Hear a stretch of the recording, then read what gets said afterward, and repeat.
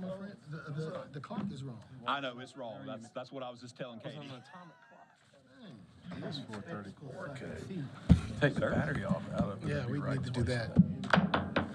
Good afternoon. I would like to call the meeting to order and welcome everyone to the May 8th, 2025 meeting of the City County Planning Board. Would you please stand and join us in the Pledge of Allegiance? I pledge allegiance to the flag of the United States of America and to the republic for which it stands, one nation, under God, indivisible, with liberty and justice for all.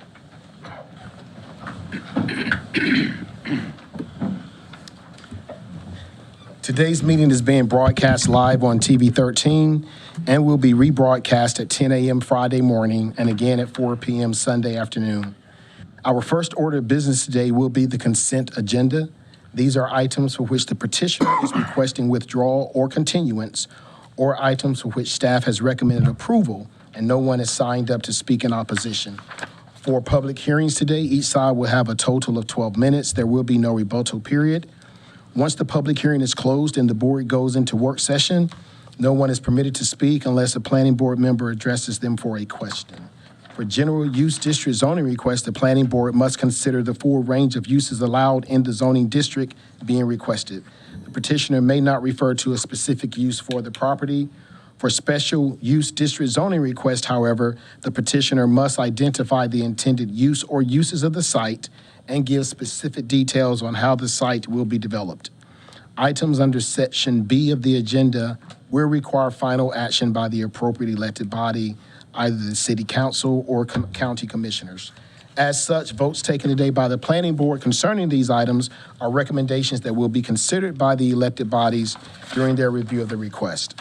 Before addressing the planning board, we will need your name, address, and zip code for the record. Our first order of business will be the approval of the minutes of the April 10th and April 24th meeting. Is there a motion? Move approval. Second. Motion by Mr. Lamb, second by Mr. Grubbs. Any discussion?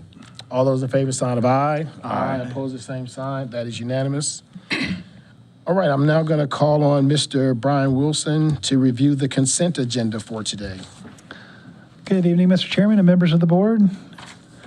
Our first item is B1, that's case F1392. This is the Brookberry Farm Land Base 7 Final Development Plan. They have requested an automatic continuance to your June 10th meeting to continue to work with NCDOT on finalizing any road improvement requirements. And our next item is B2, that's F1659. Petitioner is Kernersville Little League Baseball Incorporated, requesting rezone an HBS zone site to RS40. It's a 2.81 acre site located at the western terminus of Sunstall Road, north of Sahibi Road. You can see it's right there at the county line with Guilford County in the eastern part of the county there.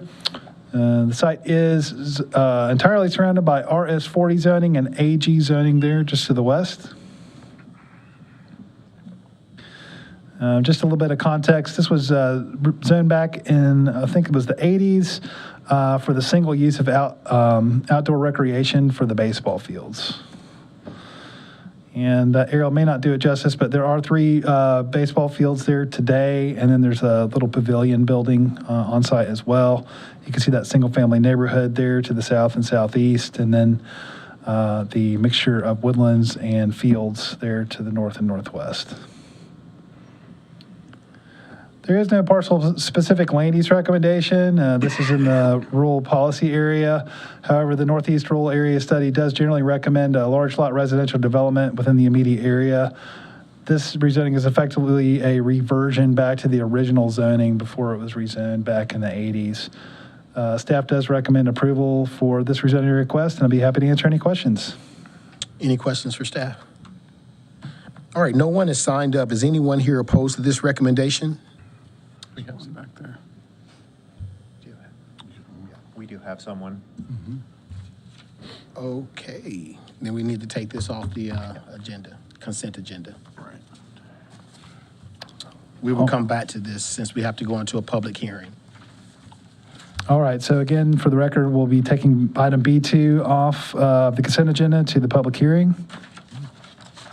And then moving on to item C1, that's PBR 2025-07. Owners are Thomas L. Blakely, Catherine H. Blakely. This is the Starmount Village PRD. They're requesting a 55-lot PRD in an RS9 zoning district.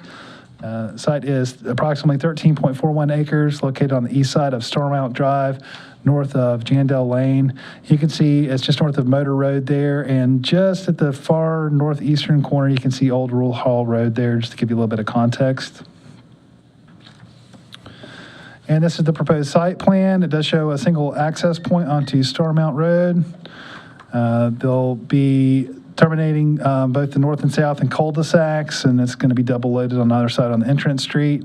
They're showing the required active open space in the southern portion of the site, and then one mail kiosk area there right at the intersection for easy access for the residents.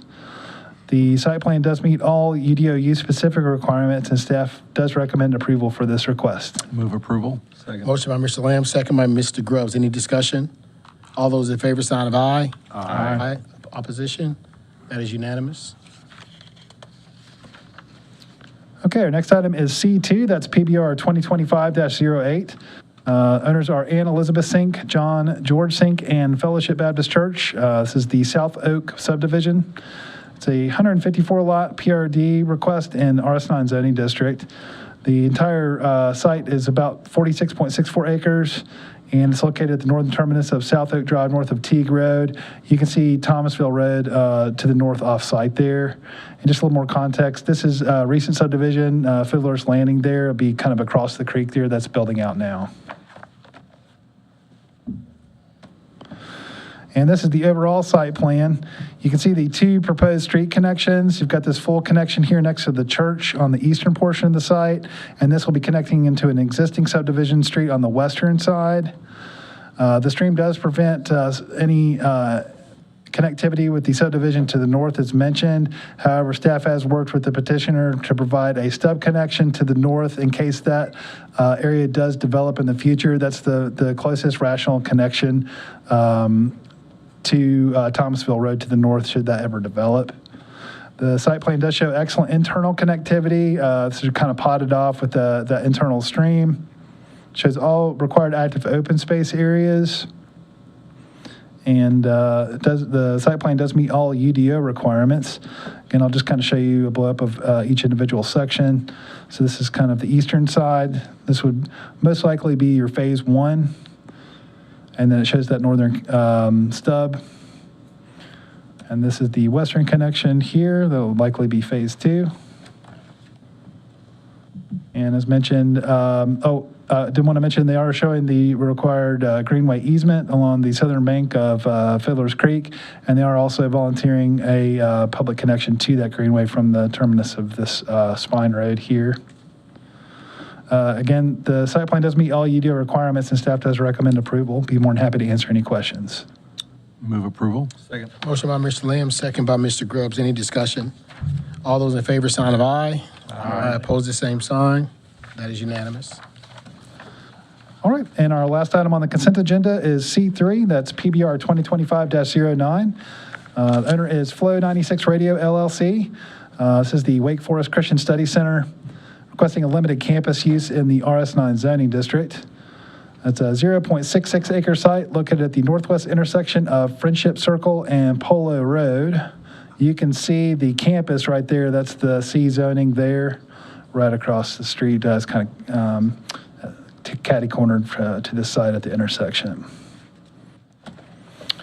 And this is the proposed site plan. And again, it is a hand-drawn site plan by the architect utilizing an existing survey. Again, the petitioner is not requesting an expansion of the existing structure. They're proposing to reutilize that structure. What they're showing here is the addition of the required parking and then the required sidewalk connections to that parking and then to the street. As you can see in this note, this use does allow the planning board at their discretion to require a type 1 buffer yard along other single-family zone sites. He's showing that kind of highlighted in green there where that would go. However, in this case, I'm just going to show you an aerial. They're effectively asking to reutilize this existing structure and then show the existing parking. Again, it's up to the discretion of the board, but staff did not feel it was needed at this point just because they aren't proposing any expansion of that structure. And you can see how far away those other single-family homes are to the site.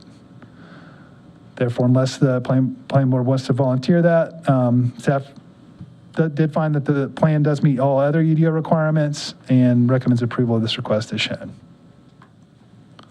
Move approval. Second. Do we receive any calls from anyone regarding this?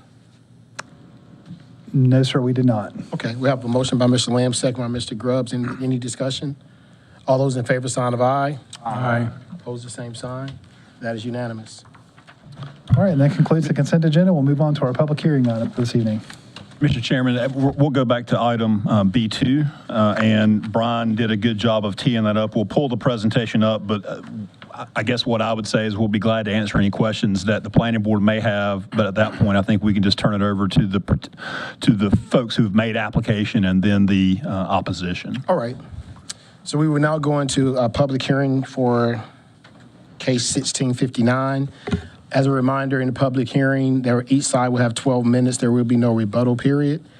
We have in favor speaking Sean Kofer, I think that is, Kofer, Nikki Rothweiler, and Mary Fulp. If you would please come up and state your name, address, and zip code for the record, and let us know what you would like us to know, please. So Sean Kofer first.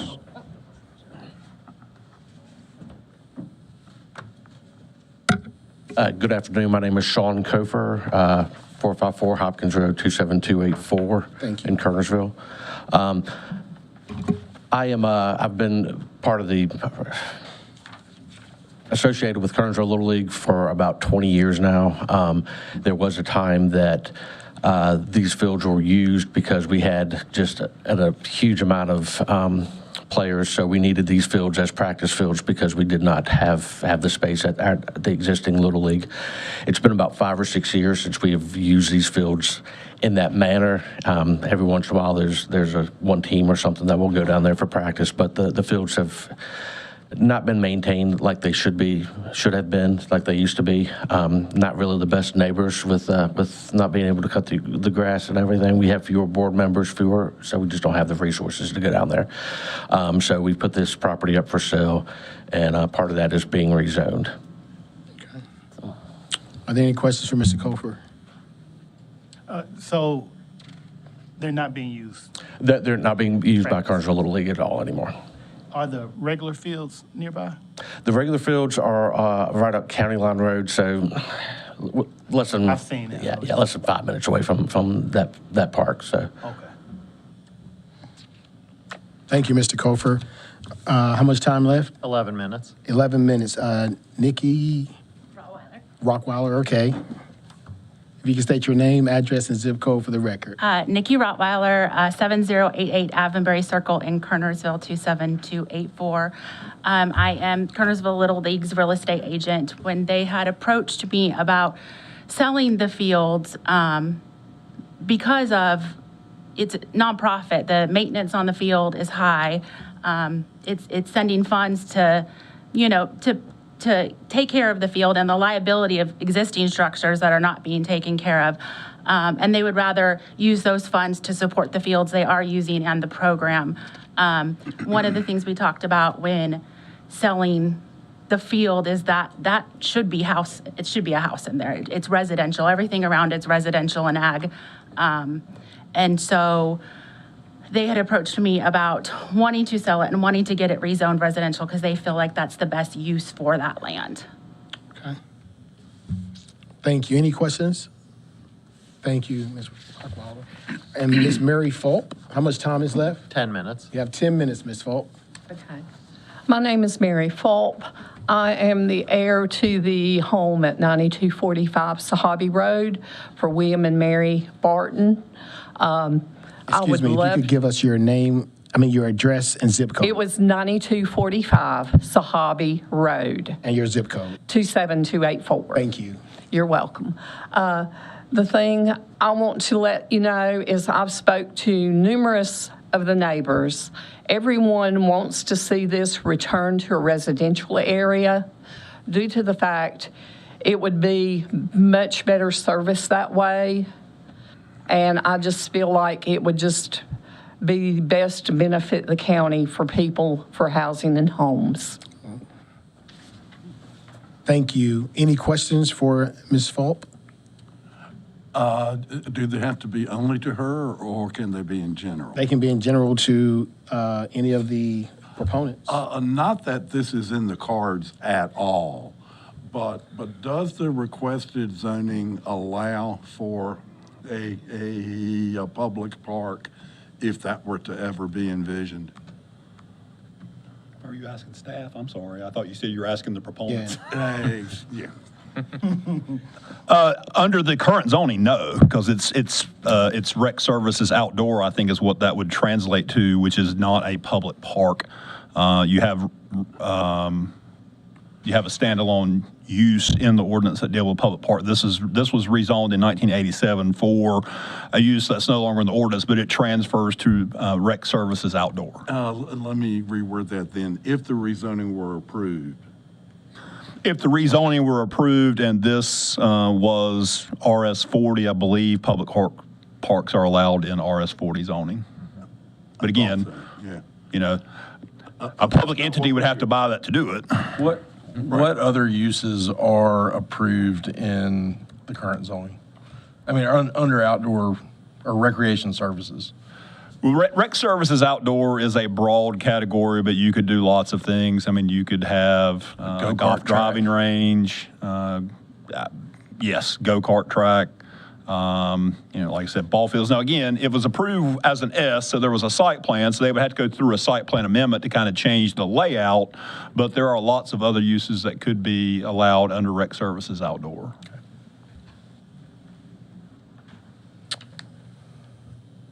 Mr. Stillman, you're good. I am, All thank right. you.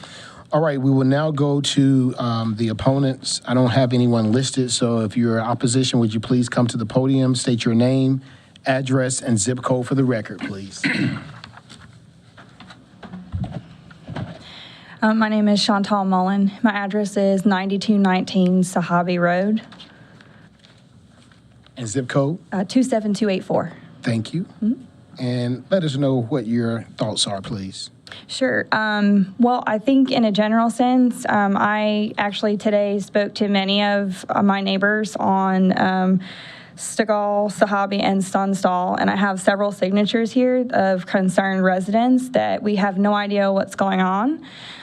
We've heard from, apparently there was some realtor that came to some people stating that there was going to be knocks on all of our doors with an explanation of what was going on with a set date that never happened. The signage for the rezoning is a bit misleading in its placement. It's only on Tunstall, which means the whole first half of the road never saw that signage because it's a one-way in, one-way out scenario. Whatever goes in there, all of us have to deal with whatever traffic comes in and out. There's no other way in and out currently.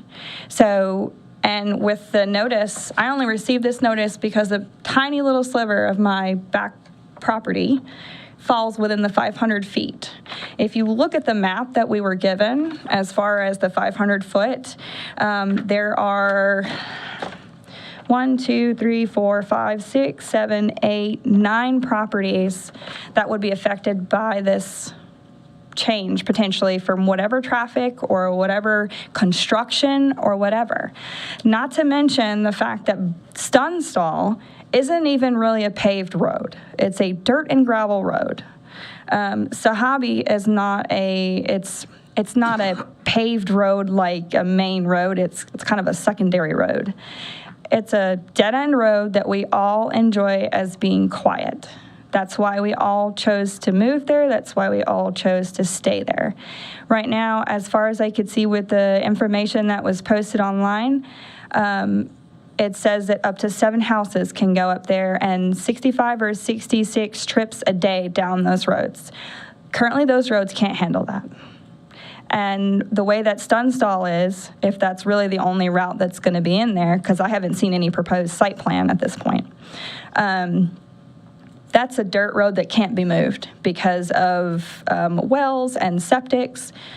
how is all that going to change? And how is that? I have 3 kids. I brought them here. I homeschool, so I am able to be here at this time. Many people are not able to be here at this time during the day. And again, many of these people didn't even receive a notice and didn't see the placement of the zoning signs. We feel that everybody on our road, since it is a one-way in, one-way out, should have been notified. And a zoning sign should have been placed at the end of our road, Sahabi, adjacent to Stickall. There were some other people who basically said, we would like to hold off on a vote till all of the people on Sahabi can be officially notified that this is going on as a potential change, so that all of our voices can be heard. We don't feel like that's asking for too much, and again, I have the signatures here for you guys to look at, should you want to. How much more time do I have?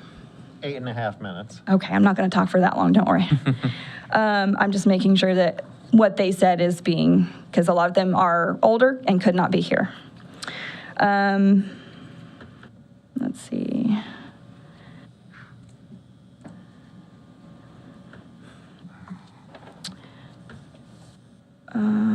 Originally, apparently, somebody was told or came to one of our neighbors and said that there was only going to be one house put in there, a single-family house, somebody who was going to be retiring. So it just seems like there's been a lot of miscommunication, and whether that was on purpose or not, we as a community feel like we should have a voice in what's going on. It's going to affect all of us, no matter if it's one house or 7 houses. The construction for 7 houses would be crazy on those roads. I don't know if any of you guys have actually driven down there. Take a second to drive down there and look at the conditions of those roads. If it snows, we don't ever get plowed, ever. We understand that we're way out on the edge and we don't get a lot of attention for anything, but I'm here to say, like, we're here and we just want to be part of the conversation. Whether that's actually changing it, it's going to affect all of us. That's what we're asking for. I've got a question. Yes. Ms. Mullen, thank you for being here, for taking the time to be here and for talking with your neighbors about it. Is your sense in talking to them that they would prefer to see this continue to be zoned for outdoor recreation? Well, I think in general, we don't know what that means. Right. So many of these that was people part of the don't reason know. I asked the question about the type of uses that are allowed there, is to kind of give a sense of, besides ball fields, what could be done there. And I think what staff said was that they would have to go through a redesign of the site, but that it could be used for any number of outdoor recreation type uses without having to go through a rezoning process. So I guess my question to you is, that's sort of the status quo at this point. Are you saying that y'all would prefer to keep the status quo versus have it developed as residential? What I'm saying is none of us on the street have been properly informed about what these options are. And so I'm saying any vote should definitely be postponed. I think information should be given to the people that kind of outline this. Right. Like, what are the options here and what are the ramifications of that? I'm not a realtor. I don't know all the ordinances on the different zonings and what's allowed and what's not. And I have a master's degree, but that still doesn't mean that I'm, you know what I mean? And so I'm standing here saying I don't know, and I know these people don't know. And what I'm saying is I would like to say, can we have a discussion before we do that with some proper information? So I'll defer to staff in a moment about procedurally whether the right notices were given and signs were posted. But, and it may have been, the chairman may have said this before you came in, but our vote today is an advisory vote. Ultimately, this matter will go before the county commissioners regardless of how we vote today. And so there will be another opportunity for you to be heard as to this, you and your neighbors. I can't tell you exactly when that will be, but you'll have notice of it and have an opportunity to speak to them as well. So I just want to make sure you don't leave thinking this is the end either way. And I would add to that, if I may, that between now and then, you all have a chance to still get together. Mr. Chairman, I will just point out that, and I'm sorry, what was your name? It's okay. Chantal. Okay, that you will receive, since you have spoken, you will receive a notice of the public hearing, but the same notification requirement that was for the planning board meeting, today's meeting will be the same notification area that's for the commissioners. Because again, statutorily, we have a requirement that, that is one thing. Our commissioners and elected body, the city council, actually have a larger notification area than what is required by statute. 500 feet is, I think, more than what's statutorily required.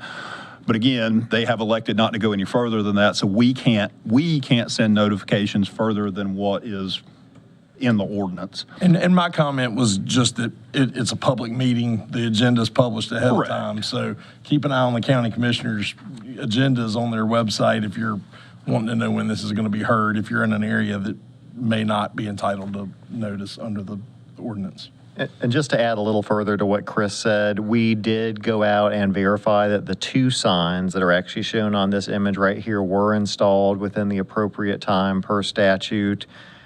Again, we kind of try to go above and beyond by putting a directional sign, not just the sign that's required by statute on the actual property. We put it at the intersection of Sahabi and Stunstall because we thought that would probably be a place where it would be reasonably seen. Ms. Mullen makes a good point that there are, I guess, half a dozen or so lots that exist east of that development towards the Guilford County line and wouldn't be going in there to see that. So procedurally, everything was done properly. Correct. It was, and again, a lot of times whenever, and again, to speak to, again, the directional sign and the sign, a lot of times when we're going to an intensification for a rezoning, we probably would have put the directional sign all the way out at Stegall. But again, since this was a downzoning, it is a downzoning from a business use to residential, and it does, what's being requested does match the zoning in the area. We felt like from a downzoning perspective, there wasn't a need to put it out at Stegall. And when he's saying downzoning, he's talking about, from a more intensive use to a less intensive use. Most of your neighbors would probably consider a go-kart track or, a golf driving range or some of these other permitted uses as it's currently zoned would be more intrusive on the neighborhood than residential.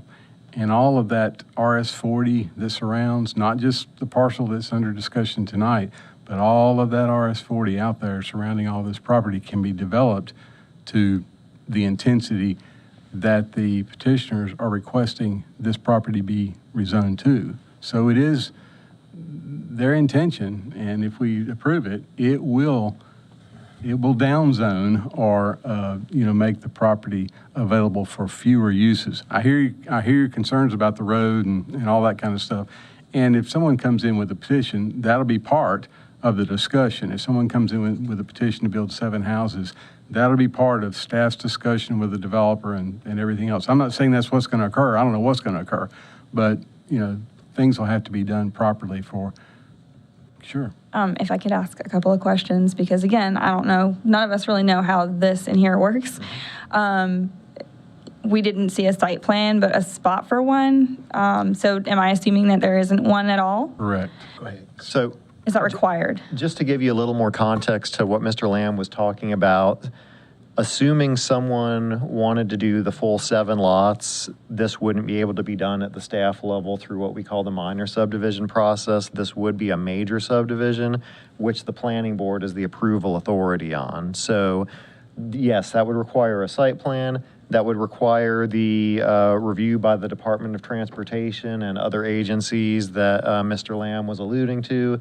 It would require Forsyth County Environmental Health to see what their plans are to serve this, since obviously there's no city-county utilities That was this a far concern, out. too, There the would need to be wells. septic tanks, no public water, wells, all of those things. So yes, there is a process that is well-defined and would accommodate those things, but at this point, they're just trying to get the zoning that would allow that, since they're currently limited to the outdoor recreation services that were previously alluded to. But not to confuse things, just to be clear, that's if they tried to do the full 7 lots. Right. They also Right. could do a minor subdivision just for a couple of homes and Right. not have to go through that process too. Right. So again, for full disclosure, again, we don't know either because it's a general use request. They're just asking to go, if you look on the map that's on the screen right there, you got ag to the west and then everything else is RS40 besides this one little blob of HBS. They're asking to have the same zoning as your house and the property further to the north, and they would be allowed to do what's allowed in RS40, homes, those kind of things. But again, it really depends on what they would do, and we don't know either. It would be up to them whenever they decide who they sell it to, what intensity they want to develop it at. So Did that help? sort of. So the RS40 is single family homes. Correct. Correct? In keeping with what is your current building, like the houses in your area, all RS40, so And the minimum lot size would be 40,000 square feet. An acre So, almost. larger. Yeah, roughly 1 acre lots, so. So that you'll understand, the R stands for residential, the S for single family. And 40 is 40,000 square feet Yeah. lot. The higher the number, the larger the lots have to be. And RS40 is the highest or the lowest density residential development under our, you can't really get, unless you go into ag where you got. Next to the river. Yeah.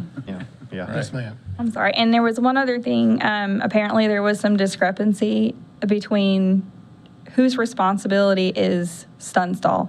Because as it sets right now, it seems as though some of the residents are responsible for making the repairs to that road. And there seems to be some sort of deed issue with the right-of-way, maybe, as it was explained to me by some of the residents that actually live on that portion of the road. They seem to cannot get an answer on who's supposed to be maintaining that road, and so therefore, if something was to also go in there, they want to know who's responsible for that road and upkeep. It is definitely offered for public dedication because it is shown, it's an open, if you look on that map, unfortunately, the directional sign is over top of where the intersection is, but it is offered for public dedication. That doesn't mean that NCDOT is maintaining it. That means that the original subdivision showed that as a public street, and the green sign out there for Stunstall, it's a green sign and it has dead end in yellow on it. And anyway, that signifies that it's a public street. Again, it may not be maintained at this point by DOT. Those kind of considerations, again, would be part of if they come in to do if they do a major subdivision for 6 or 7 homes, that would have to be figured out as part of that process. And so that would all be public hearing type information? Would not or- be public hearing. It would be the items that we just, whenever you got here, we were going through the consent agenda. This one got pulled off. The other 3 items that the planning board approved, it's subject to their review and it's a public forum, but there's not a public hearing on it. Okay. So you'd see a site plan like you saw in those previous cases and that kind of stuff. And also, 15 departments are looking at this? NCDOT would be one of the reviewers of that. Okay. And again, there is the opportunity for securing off-site improvements. So if someone was finding a way to get 7 homes on here, they may look at Stunstall and ask for some enhancements of that. Okay. Did that help, Ms. Mullen? Okay. How much time is left? 7 minutes. Okay, we have 7 minutes left for anyone else who would like to speak in opposition. All right, seeing no one, I declare the public hearing closed. What is the pleasure of the board? Mr. Chairman, I move the planning board find that the request is consistent with a comprehensive plan. Second. A motion by Mr. Lamb, second by Mr. Grubbs. Any discussion? Just that with the known concern, if you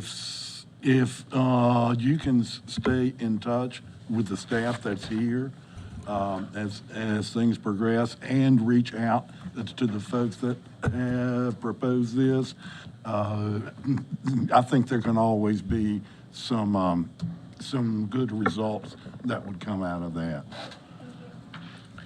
previous motion and second on the floor. All those in favor, sign as aye. Aye. Opposed, the same sign. That is unanimous. Mr. Chairman, I further move the planning board recommend approval of F1659. Second. Recommendation for approval by Mr. Lamb, second by Mr. Grubbs. Any discussion? All those in favor, sign of aye. Aye. Opposes? That is also unanimous. Thank you. Mr. Chairman of the board, and again, just to keep in mind that will go forward to the county commissioners at a later date, sometime in probably June would be my guess. It's funny, I have the 1987 zoning file here, and the argument, it was a very contentious case. The planning staff recommend denial of the request to go to the athletic fields. Planning board, you recommend denial, and it got approved by the commissioners by a 3-2 vote, but almost everything that you heard today was the opposite then about how they want it. And again, it's, you get used to what you get used to. Right. But again, it's just kind of funny. That was 1987. It was approved by the commissioners on April 13th of 1987. Mr. Chairman, with that, I stand ready to give the staff report. It is very short. Right. I will first of all turn to Kirk, who'll give you a preview of your work session 2 weeks from today. All right. Again, good afternoon, planning board members. We have 2 items scheduled for the work session at this point. The first item is we're going to have Greater Winston-Salem, Inc. go ahead and do a presentation on significant economic development announcements or things coming down the pipeline. That's something that we try to bring before the board every couple of years, and it turns out it's been a couple of years, so they're due to come back. Second thing is, as we do every May, we're going to be talking about the work program for the upcoming fiscal year. Amy Crum is actually going to be taking over that responsibility going forward. So Amy and Chris and I have worked on that and also reached out to city and county managers. So we should have a work program to share with you, and we will distribute that in advance of the meeting. Thank you. Mr. Chairman, that brings us to our next item, which is the zoning case preview, and I'll turn to Mark for that. The next planning board will be June the 12th. We're going to have a lot more cases this month, next month, and this month. So we got 6 new rezonings, 2 site plan amendments, the 1 continued final development plan that was continued this month, and 1 major subdivision, 1 planned residential development, and 1 planning board review. 12 items, so probably a little longer than today. Calls for extra popcorn. I'll defer to Tara and Shelley on that one. With that, you do notice it is, we did mention it before, May is Historic Preservation Month. So we have that going on. And also, I believe at the end of this month, we have the Community Appearance Commission Awards, which will be held, and I can't remember the exact date on that. I want to say maybe the 31st for some reason sticks out in my mind, but it's at Old Salem Visitor Center, and we can have that date for you at your work session. Yeah. And with that, that's all staff report. Okay, before we dismiss, I'd like to state, I think it came out before this meeting that we lost a great visionary in our community, Dr. Charles Pettit with Carolina University. So our thoughts and prayers go out to Dawn and the kids, and also to the Carolina family. So our thoughts and prayers are with you during this time. Are we going to be able to leave? We don't have our. Is there anything else for the good of the order? Sit here till Brenda gets here. Motion to adjourn. Second. All right. Thank you. Thank you all. Somebody's up.